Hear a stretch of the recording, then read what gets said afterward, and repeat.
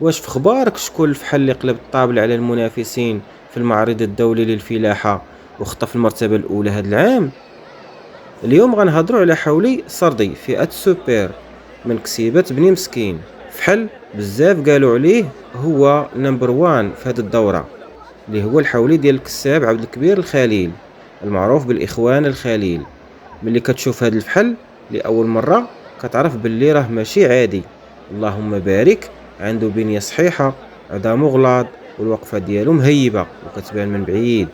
نهار العرض كلشي كان راد ليه البال، وحاضيه الزوار الكسابة وحتى المهتمين بالسلالة كاملين واقفين كيتفرجوا فيه. وهذا الفحل كيبين المستوى الكبير ديال الخدمة المتقونة اللي داروها الإخوان الخليل، من تغذية مضبوطة، اختيار سلالة مزيانة، والتتبع الدقيق من النهار الأول. والنتيجة تتويج مستحق بالمرتبة الأولى في مسابقة السردي، وجائزة أفضل كساب وأفضل فحل في الفئة ديال السردي. وجا موراه في المنافسة الحاج أحمد الكاليخ في المركز الثاني، ومحمد كمال في المركز الثالث. لهذا بزاف ديال المتتبعين اعتبروه بطل هذه الدورة بلا منازع. واش حتى نتوما كتفقوا باللي هذا الفحل يستاهل القمة؟ قولوا لي رأيكم في التعاليق.